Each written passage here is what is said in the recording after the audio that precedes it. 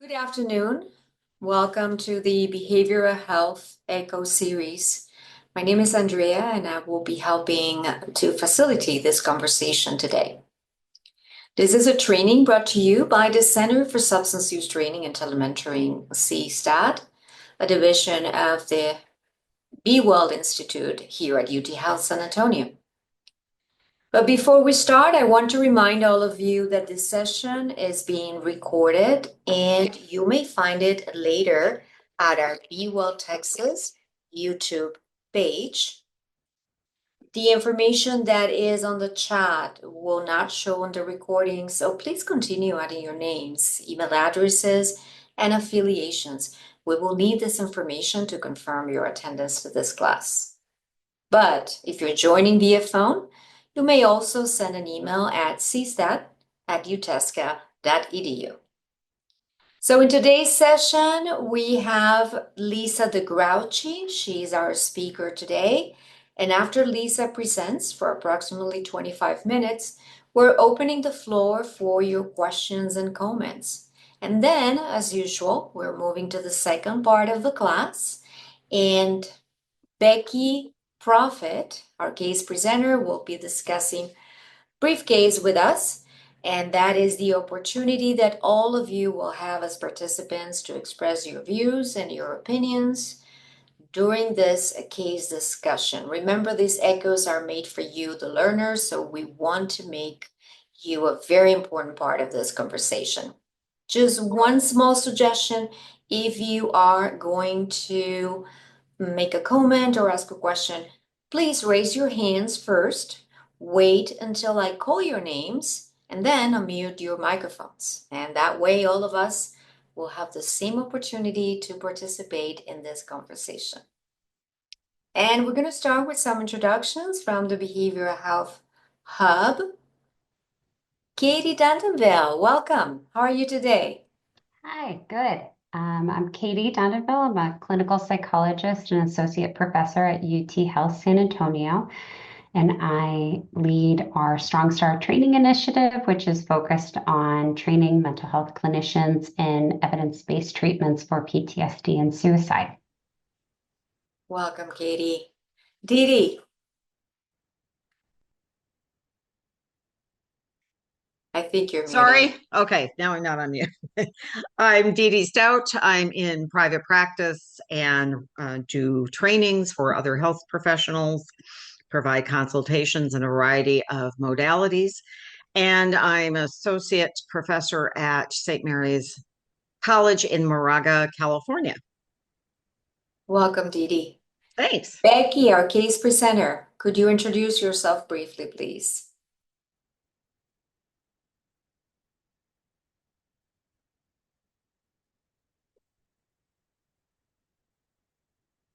Dr. Antoine, would you like to introduce yourself? No problem.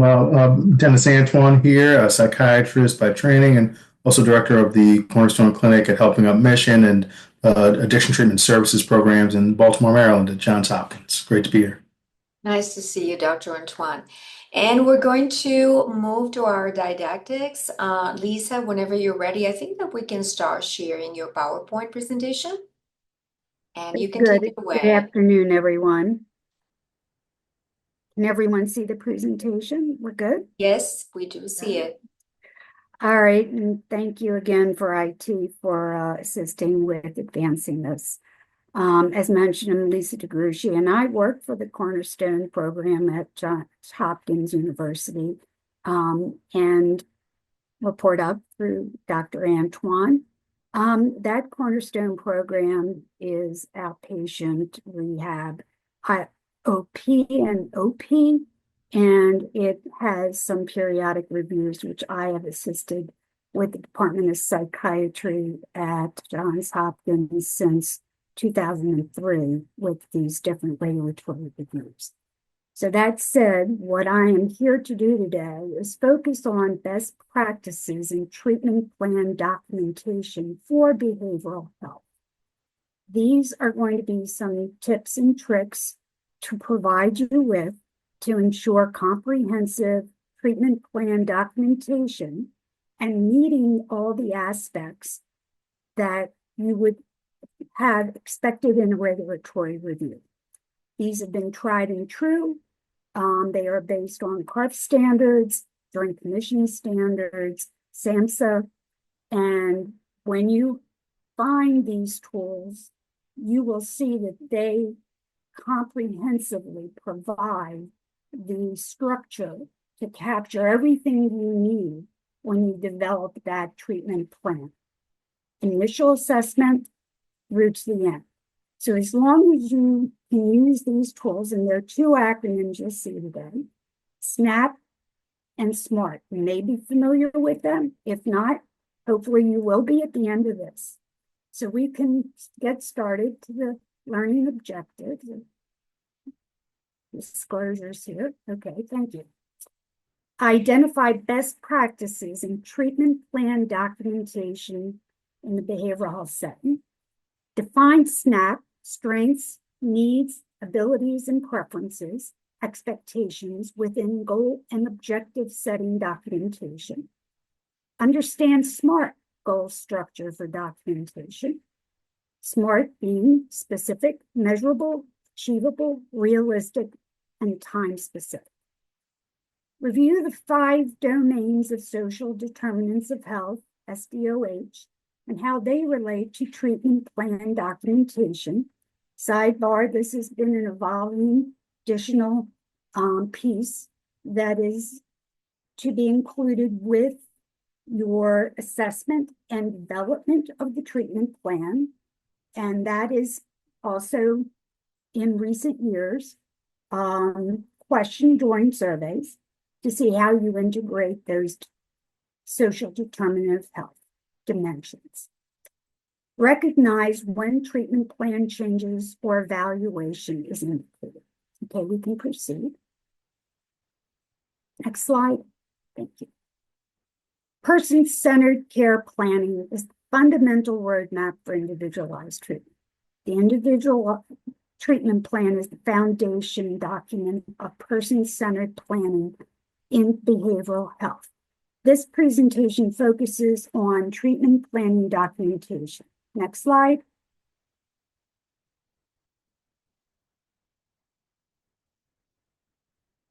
Developing the treatment plan.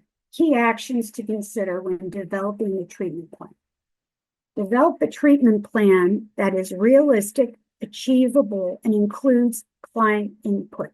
That last piece is critical, as well as something else that is scrutinized during regulatory reviews. More and more, they want the client perspective, the client perception of their abilities and their preferences, and that to be integrated with the treatment plan. Engage the client by having them help develop treatment goals and objectives. Use the client input to define their strengths, needs, abilities, and preferences, SNAP, in establishing relevant treatment plan goals and objectives. Next slide. CARF states the service planning process is individualized, establishing goals and objectives that incorporate the unique strengths, needs, abilities, and preferences of the person served. So that is your reference for that SNAP piece. Next. Strengths.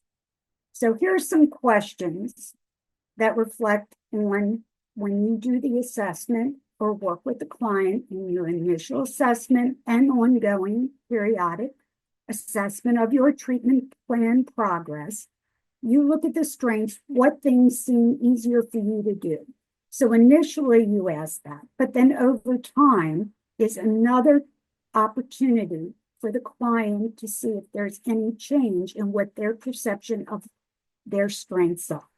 Needs. What are things that you want to work on? What lifestyle needs do you have? And this is where you can refer to that those social determinants of health we'll talk about a little bit later in the presentation. Abilities. What skills do you currently have? What job experience or training do you have? Preferences. What kind of work or training would you prefer to do? anything new that you want to learn or do. So it couldn't just be work or training, it's something they want to learn.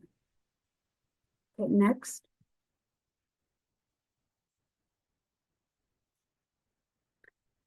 Structuring goal setting. Establish goals and objectives which are relevant and person-centered, focused on the core of a dynamic treatment plan. Set goals and objectives which are time-specific, relevant, realistic, and achievable.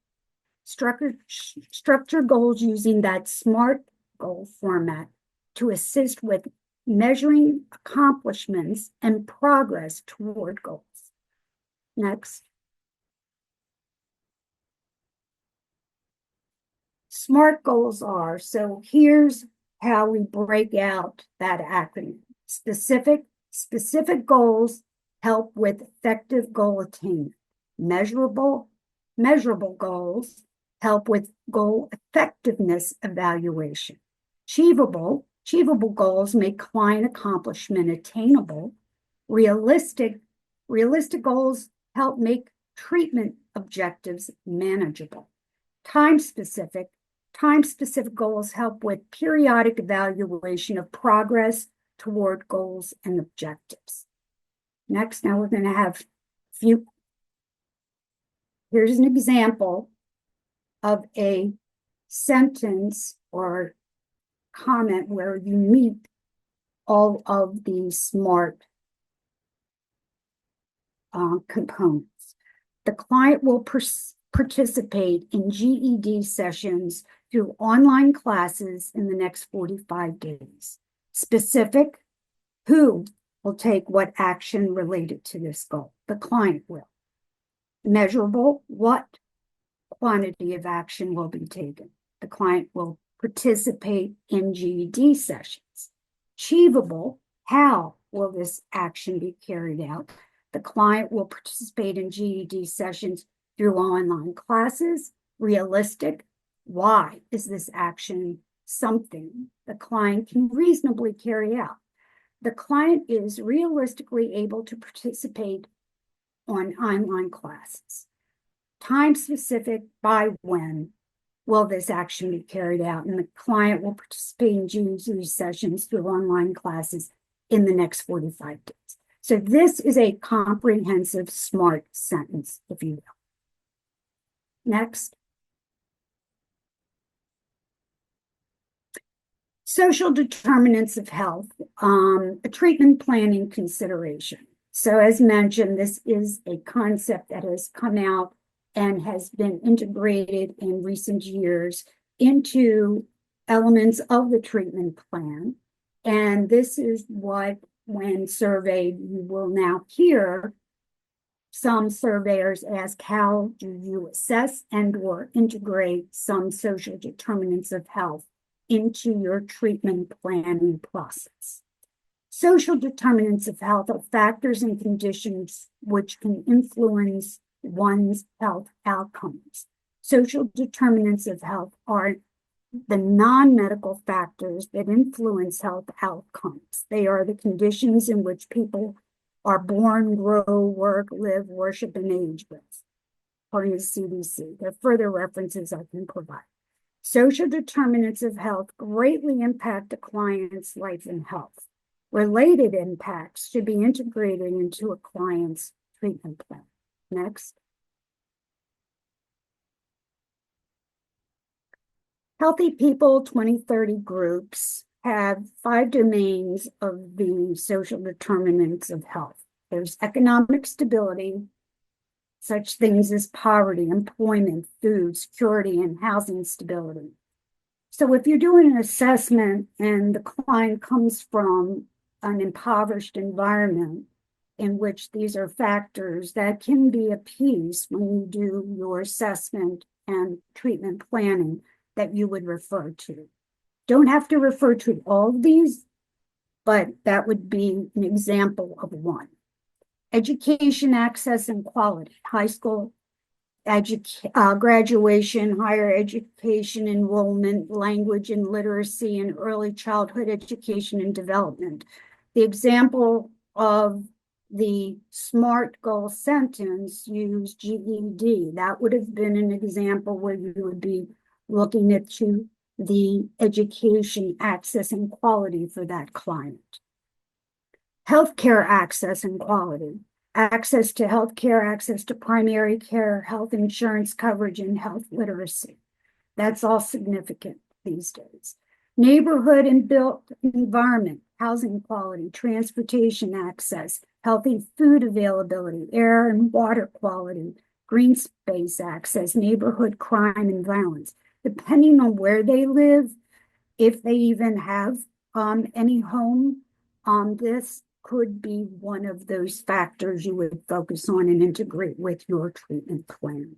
Social and community context, community cohesion, civic participation, discrimination, workplace conditions, and incarceration. The latter sometimes is one that you have them also dealing with and you're working with the judicial system. So that could be a piece and focus, which could be a barrier to some of their treatment plan objectives being met. All right, next. So using this in treatment planning, assessed SDOH opportunities, health disparities, or inequities should be considered when developing the client's treatment plan. There are 5 steps to consider when evaluating SDOH inclusion in the treatment plan. Assess those 5 that we just reviewed domains at the time of initial assessment. Document client identified SDOH deficits. Include SDOH deficits identified from client input into the treatment plan goals. This reinforces that client involvement, the client prioritization, back to that SNAP, that you're getting their needs, their preferences as well. Periodically assess SDOH. Periodically review your treatment plans at different intervals. This is a good time to have that also assessed because the SDOH can change. Their housing can change. They may no longer be incarcerated. They may have developed a health issue, a comorbidity. All of that is something that you can help integrate with your treatment plan, documenting those changes, and then provide any appropriate resources or referrals to address any SDOH deficits. And that is in your community and other resources that you may have available.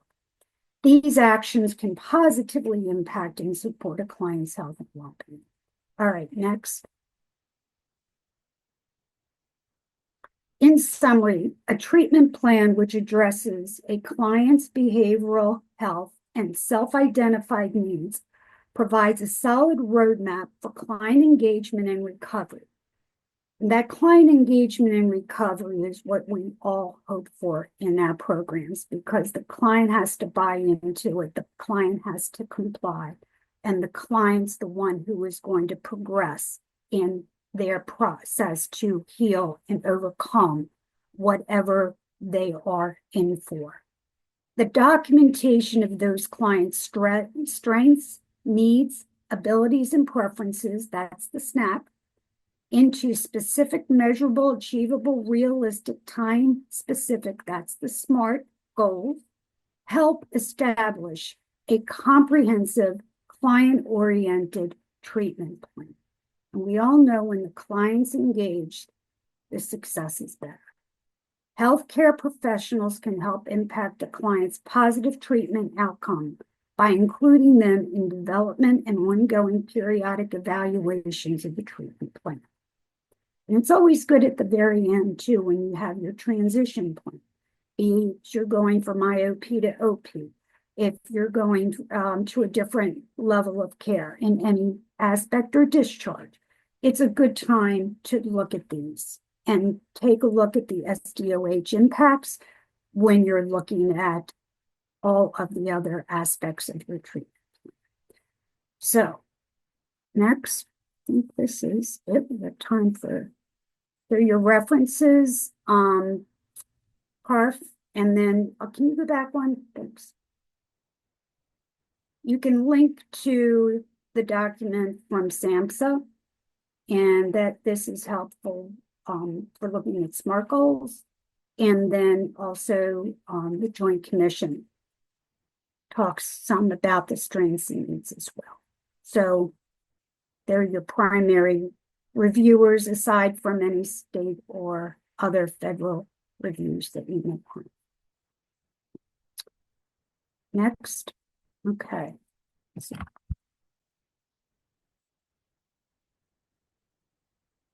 Don't see any questions, do you? Thank you, Lisa. We're opening the floor right now for questions and comments. So good presentation, very important information there. I'd like to hear someone from our group. I Any have a comments? question. Do folks already use the SNAP and SMART concept with their documentation? Good question. Let's open that for the group.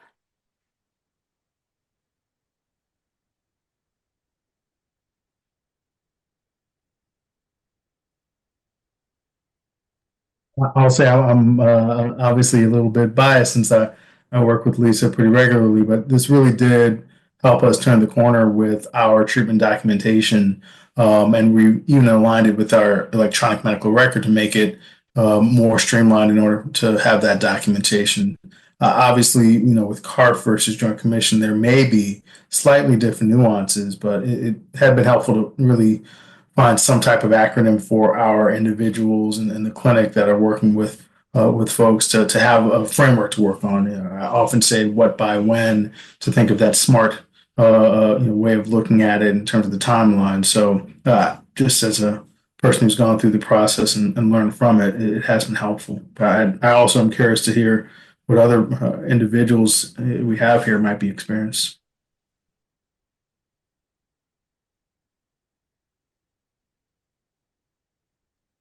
I'll jump in for a second. So having been trained at a hospital originally, but back in the 80s, I have to admit I'm still using DAP and I teach SOAP.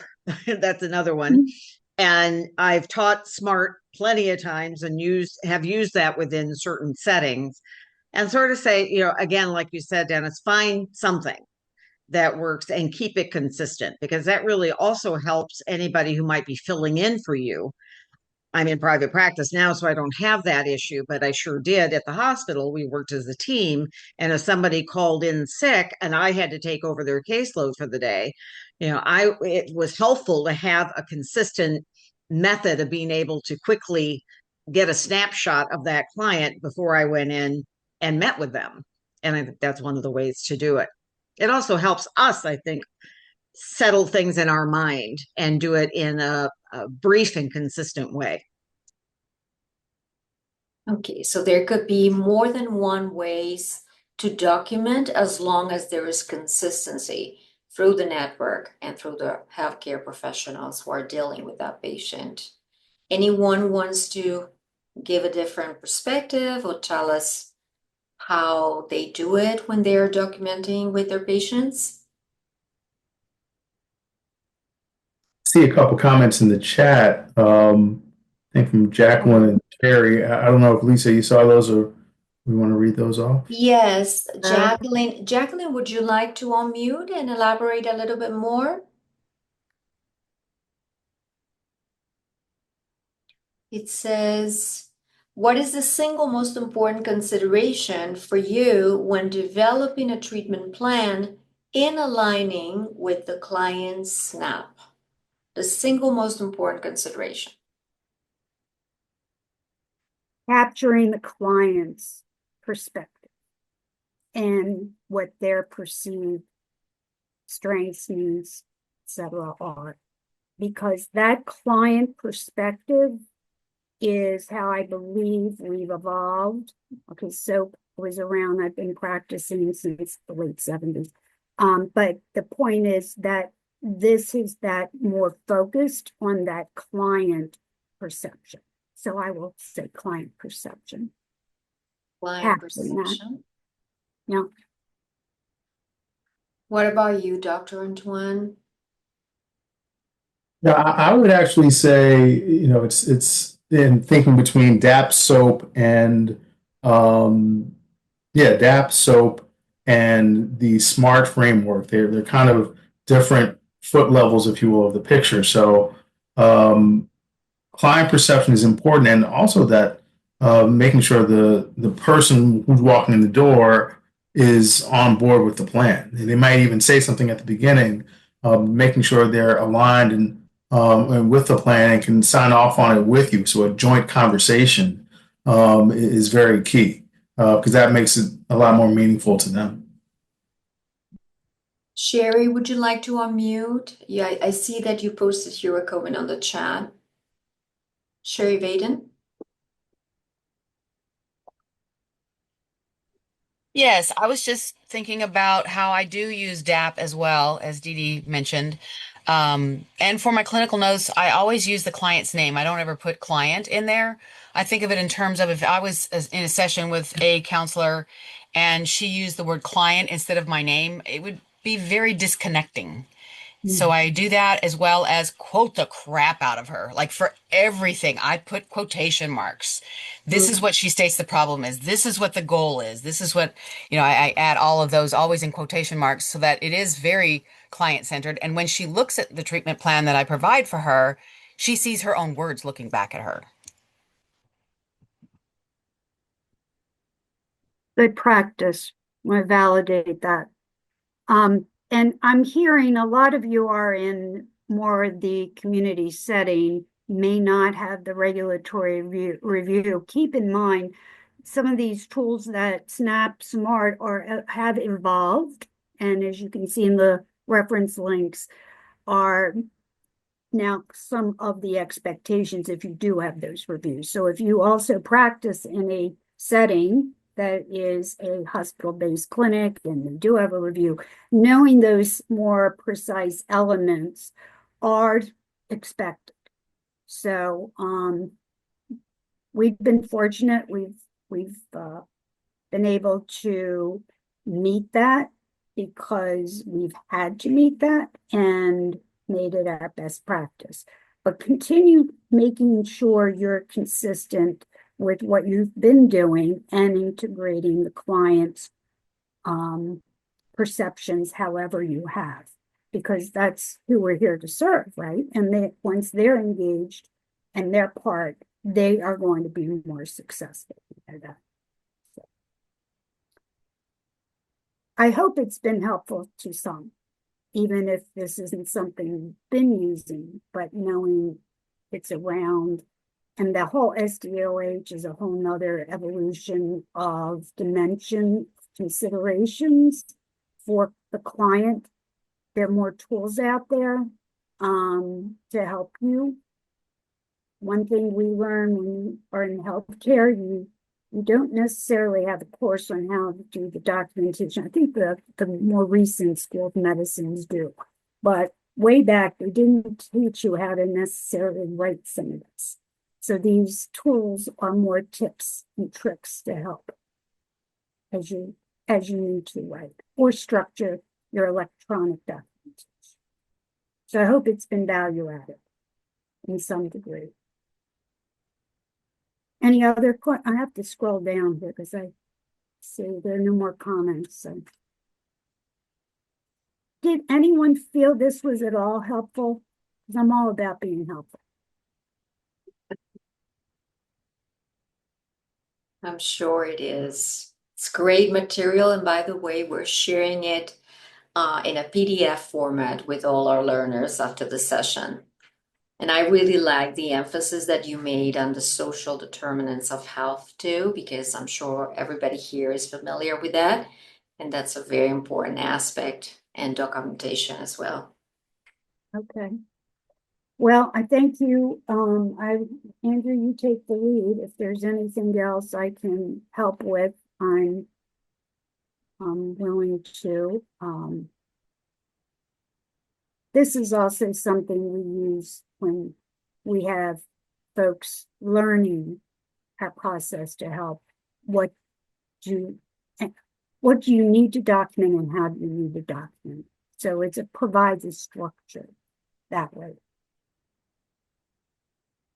And also, speaking of documenting, we are going to move to the case after the announcements. And it's going to be an opportunity also for us to see how other professionals document or the narrative that other professionals use when speaking about other patients. And that way we can connect the case presentation with this great presentation. Thank you, Lisa, and please stay with us. We're going to go back to the didactics in the second part of this session. For now, let's go quickly to the announcements. The Center for Substance Use Training and Telementoring offer a wide variety of services related to substance use disorders. If you need our assistance, please go to our website and complete the TA form. And one of our team members will get back with you in approximately 2 or 3 days. It's easy and it's a free service for all of you in the community. Next. Remember to claim your CEU credits. Make sure that you answer the post-session survey and that you answer yes on the question, are you applying for CEU credit for today's session? If you answer yes, you should be receiving your certificate in approximately 2 weeks. Thank you. Sorry about my camera. Next. And we're excited to announce the Texas session. This is going to take place on Friday, May 9th at 12. We are sharing the registration link with you. We're going to have there Drs. Ramesh, Dr. Freeland, Alana Bolton, and Maddie Escamilla. So please register. That's Friday, May 9th. Next. And of course, in this same space, we're meeting next month on Friday, May the 30th. We'll see you here. Thank you. And I think that now we can start sharing the case presentation from Becky. Becky, welcome to the session. Thank you for being here. We're going to be sharing the form, and if you could briefly walk us through this case, please. Hi, I'm Becky from Texas Clinic in Houston. So one of the core challenges that I'm facing with this patient or with this client is how to help her explore intrinsic motivation for recovery because she doesn't have a lot of strong external motivators in her life right now. And she's not facing any immediate consequences from her drug use, and her basic needs are mostly met. So my questions are like, how do we connect her to something deeper, something internal, when there's no pressing external push? Another concern I have for her is honest self-assessment. Without overwhelming her, she does feel a lot of shame. And so I want her to be able to be honest with me, honest with herself, while developing emotional resilience, because I'm scared of that shame kind of pushing her further into the addiction. And I don't want her to further spiral or self-sabotage. I'm also trying to find ways to promote her accountability. I don't know if that's like through structure, goals, responsibilities. She's not really convinced that she needs those things. She really, really struggles with procrastination. She has untreated ADHD and bipolar disorder, which play into it a lot. And so without any strong motivators, it's really hard to help her do long-term planning or even short-term goals. And I'm also, the last thing, I'm trying to develop discrepancy in a way that feels productive. Right now, her current level of discomfort in her active addiction, she sees as more tolerable than the emotional, mental, physical discomfort of recovering and slowing down on the drugs. So the challenge is kind of helping her feel the cost of complacency and current challenges and behaviors. So the client is in our methadone program.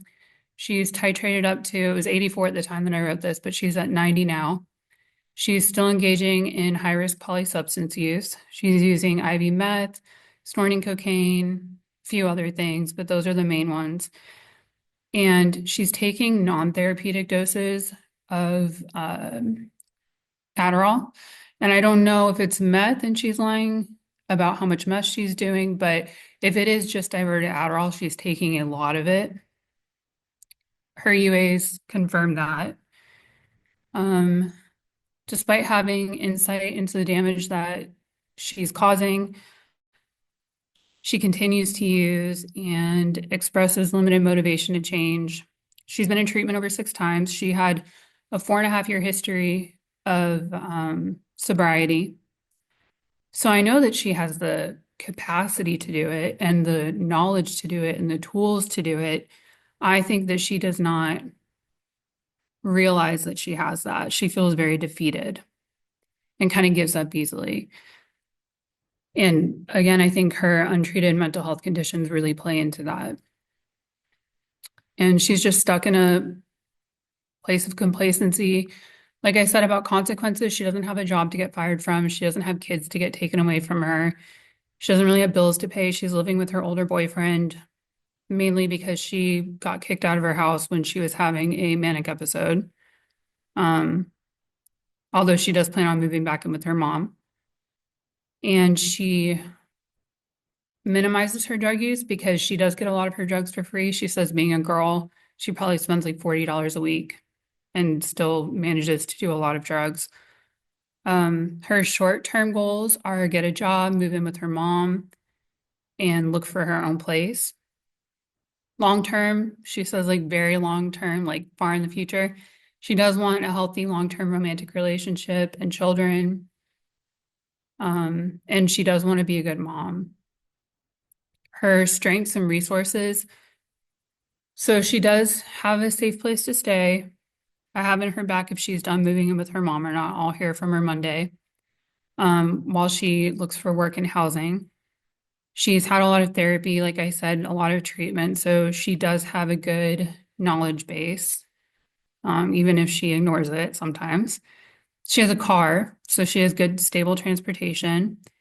And she has recently reconnected with one sober friend, but the majority of her friends are not helpful at all for her sobriety. So I'm hoping she kind of moves more towards the other crowd. I've tried harm reduction with some success. We were lowering the amount of days that she was using and it did work, but looking at her last UA and like her report from last week, we've had some backsliding with that. I talked to her about like redirecting her funds. So like how much money will you save? What can you do with it if you're not doing these drugs, right? But again, she says she doesn't really spend much money on drugs. And I've tried CBT, talking about like what do you feel when you're using, like, or what thoughts do you have before you use that kind of lead to that using? And a lot of the time it's just boredom. And she knows what to do when you're bored. Again, it's just nothing is quite as enticing to her as using. So yeah, that is my case, and those are my some of the problems that I need help with. Thank Thank you. you. Thank you. We're opening the floor now for all of you to give us your ideas or if you have any questions for Becky.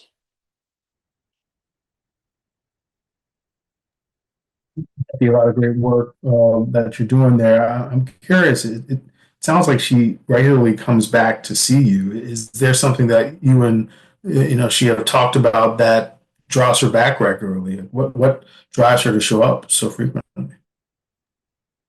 She's in a MAP program, so she's mandated to come every day to take her methadone. So that's part of it. And anything that she says she wants to get out of the sessions with you.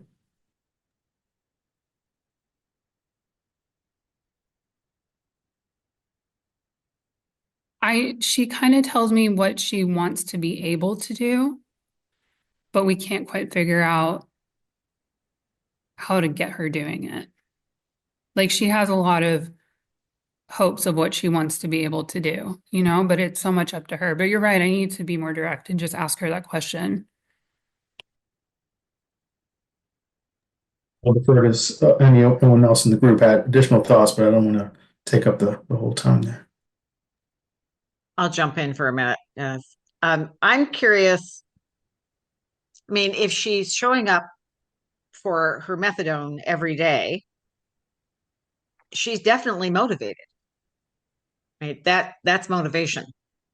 And she's following through. And I don't mean this to come across as snarky as it might, so forgive me. Is anyone giving her credit for that? Is anyone saying, wow, you're really doing a great job showing up here? And, that's important. How else can we help support you?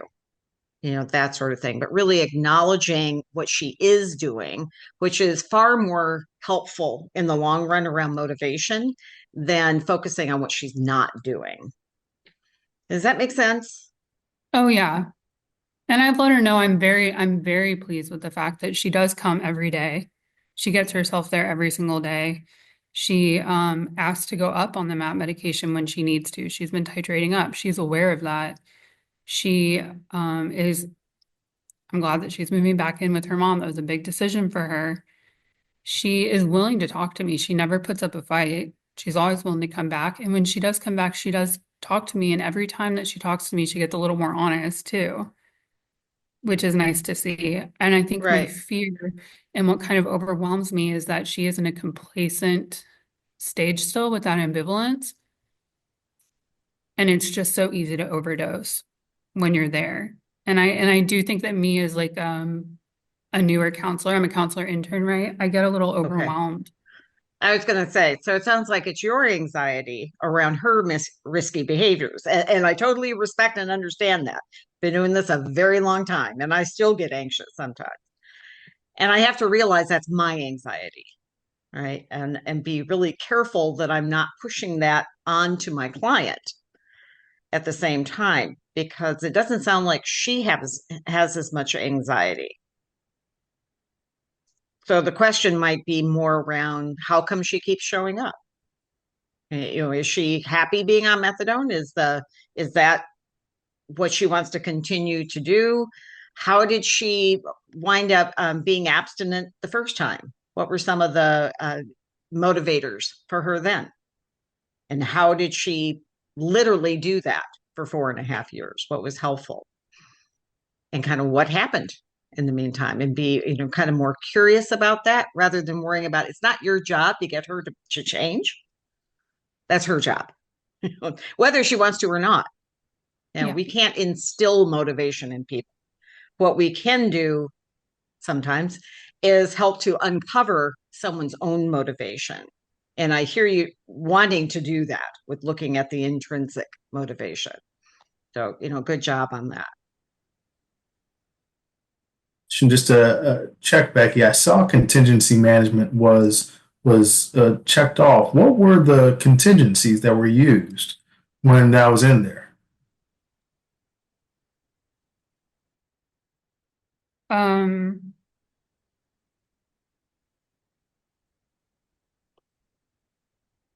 not quite sure. Not a problem. So contingency management has a long history. Nancy Petrie and others have developed it in a lot of different ways. Really good for stimulant use in the sense that we don't have a medication for it. So it's not like a methadone for opioid use, but you have a lot of stimulants at play, Adderall, methamphetamine, and the vaping, which I wonder whether she considers it's a stimulant depending on how much is being used. But for the counselors and individuals that I work with, we even use stickers, gold stickers for contingency sometimes. Just something to add on that praise as Dee Dee's talking about, just to start at anything. Like you made it in, great. And you show them every time and review it every time. That could be a way of building in that praise at a very low level, building up to higher things that could be, someone giving them a round of applause as they leave, just recognition, that a lot of non-financial things as well. So I wouldn't downplay the opportunity for contingency management to be helpful in the process. I like that idea a lot. I do remember why I put that. It's because if they have non-reactive UAs, they get a better takeout schedule. They don't have to come in as much. We would call that, that is one. I might have misused contingency management, but that's what that's was eating. That's the beginning of it, but there's so much room to play with, and you can personalize that for her, like you said, salience, what's relevant to her. So you have to make sure that it's helpful to her. Otherwise, it may not be that reinforcing. And to find out what is helpful to her, just Ask her. ask her. Yep. Yep. You got it.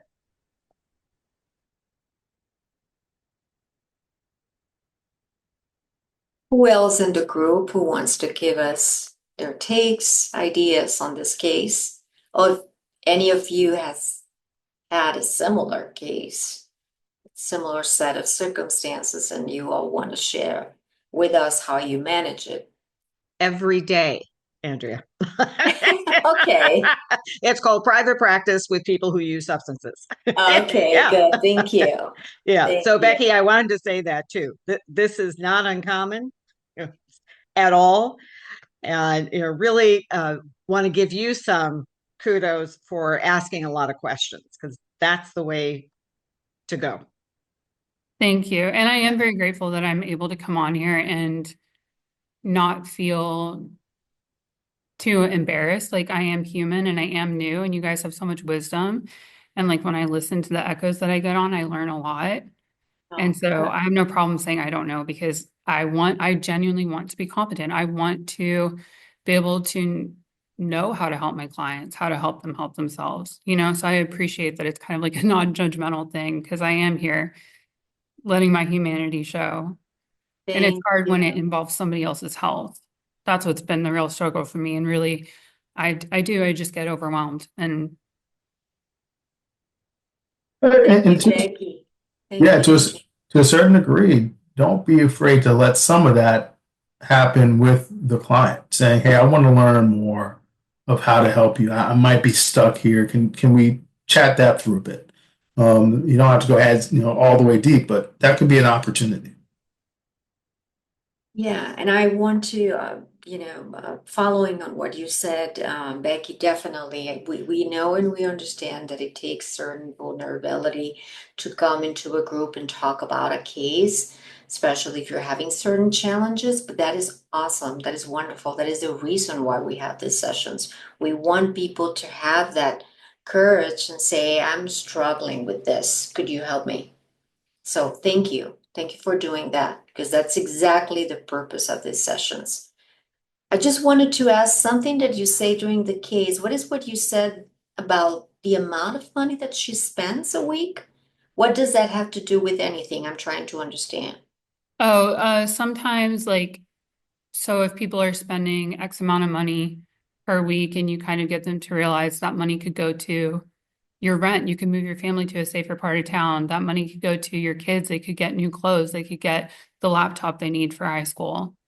That is a good way to help them kind of divert those funds to somewhere else besides the drugs. It's just with her, she gets a lot of her stuff for free.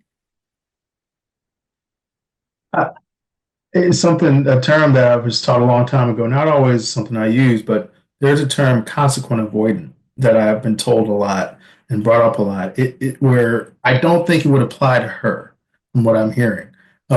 So meaning if you're saying, hey, this is a consequence of maybe spending money and all those things, I would wonder whether that positive reinforcement approach, not the negative reinforcement approach, but the positive reinforcement approach would get more traction, just as a fit. Because I'm very familiar with, how many packs of cigarettes cost this much and what could you use instead.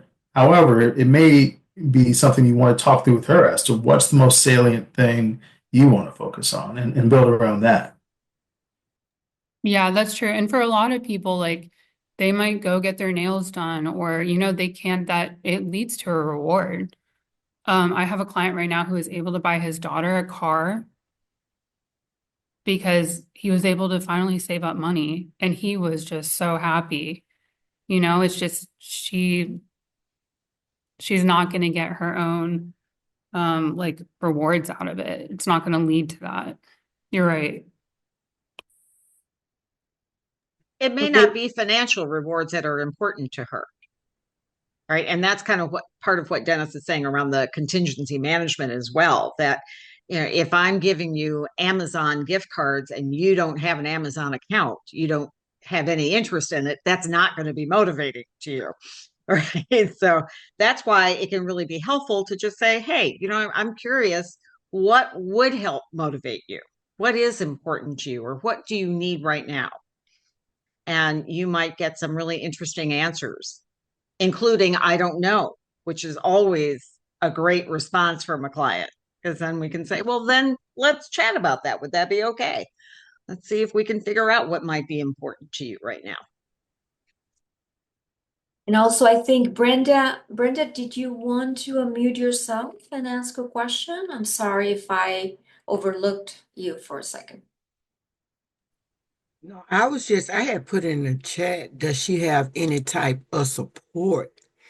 Because a person that is of myself that's in long-term recovery, a lot of times still today with my not being in active addiction for 23 years, I still need some type of support and not just family support. I had a group this morning and we were talking about support, and I was letting the peers know that support for me is not my family, but my family support me. But I need someone outside of my family, because a lot of times our family co-sign what we do because they think they're not harming us, but in hindsight, they are harming us when they give or do whatever we ask when we're in our active addiction. Does that make sense? Yes. Yeah, oftentimes Yeah. social support is a large, one of the largest predictors of success long term, substance uses and beyond. So, so I fully agree with that. Because I found out once that my family stopped giving me and doing for me. That's when I decided that I needed some help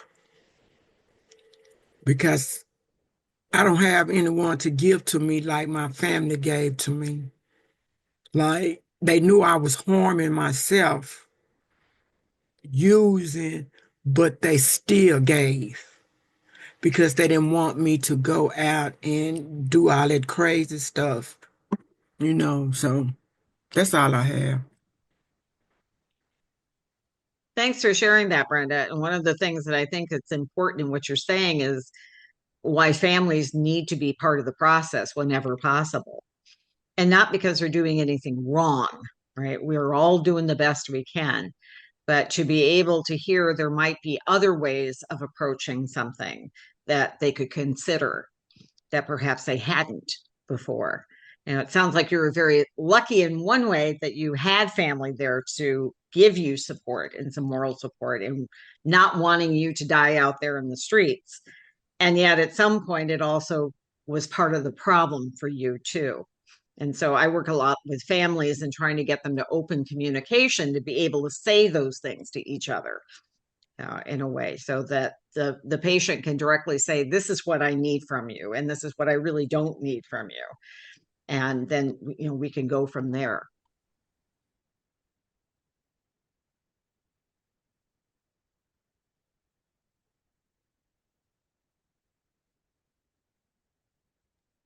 Who is supporting her financially, Becky? Just out of curiosity. Who is? Who is supporting her financially? Her family, her mom? Her boyfriend.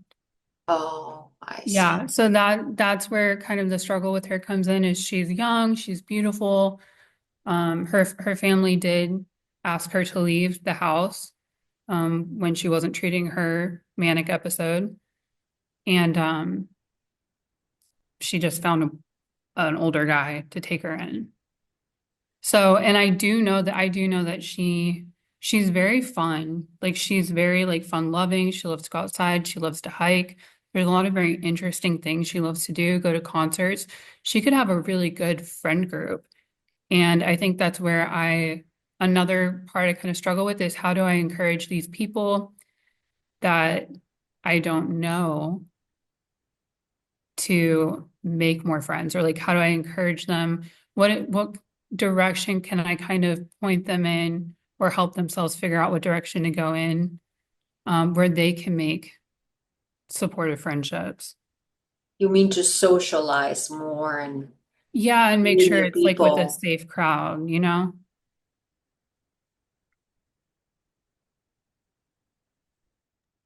Think that's where, coming full circle to the didactic we had, setting that out as part of the treatment plan as to, is it reasonable? Otherwise, will they jump into 30 activities a day and burn themselves out and then, or get injured from hiking? I think you want to set out a plan that makes sense, even starting with where do you look for that? Is it meetup.com, which I haven't looked at for years, or is it somewhere else that's healthy? Setting out a strategic plan on what is the next step and giving her a gold star or something, even when she gets that first step done, not when she has 30 people around her, but every step needs to be reinforced positively. One of the places of intersection too can be if she likes to go to concerts and that sort of thing. Talk about that. What kind of music does she like? Why does she like going to? What is it about the environment that she likes? How does she meet new people? What kind of people is she interested in?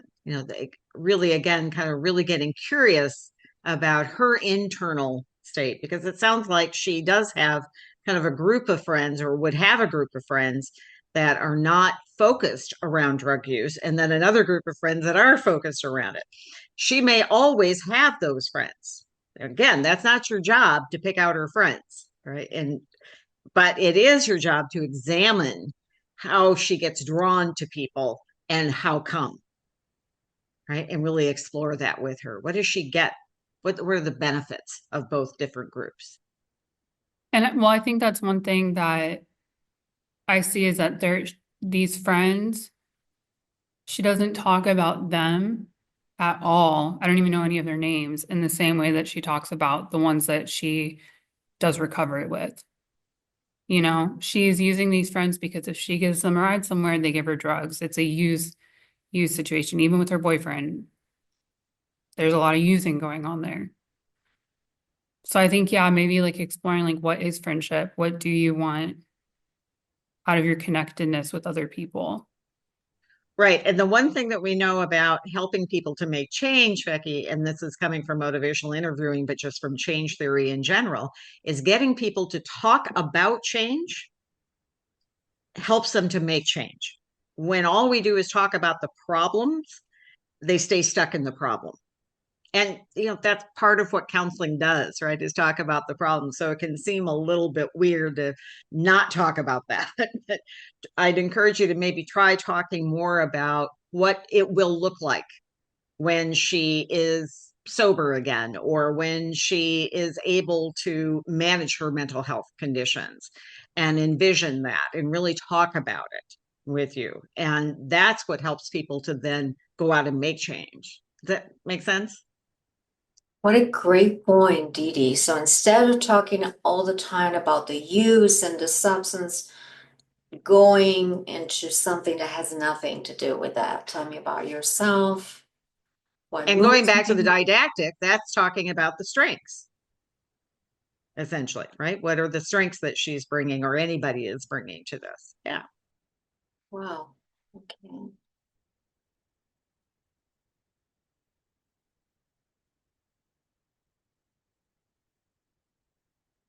Well, I think this has been a great conversation. And again, to claim your CEUs for today, please make sure that you answer that post-session survey and that you answer yes to the question when they ask you if you are applying for CEUs. And then in approximately 2 weeks, you should be receiving your certificate. So either way, please make sure that you answer the post-session survey. Thank you again for a great session. And I'm going to ask Dr. Antoine if he wants to give us a little summary of the case and some recommendations. Yeah, this was a great discussion today. Thank you, everyone, and thank you, Becky, for being willing to step forward with what I think we all agree on paper is a very straightforward situation of a person who is heavy into their substance use, also has comorbid or co-occurring mental health issues that need to be explored further, but it's not quite clear where she wants to start and where, why she's coming back more and more. There's a lot of opportunity to explore that. And what we're thinking, Dee Dee and I brought up many times, is it's really going to be good to explore deeper where she would like to start and what's important to her in this process. And that's going to drive things in a positive fashion towards change as she continues to talk about that. Many opportunities for medications I would put in there, nicotine patches for their vaping and, bipolar medications, of course, and ADHD medications, of course, but it starts with the planning of where things are with the didactic. I would say making sure they're attainable goals, such that, the things that we think need to happen don't get put up front and it becomes unattainable and they run away. So a lot there, but a great discussion, and I think it was really reflective of the need for planning this out strategically with the individual in mind and with their kind of relevance brought to the forefront. So thank you for all the things brought up. Thank you, everybody. And again, Lisa the Grouchy, thank you for your presentation. It was great. We hope that we can have you again here in our session. We'll see you all next month and have a great rest of your day. Bye-bye.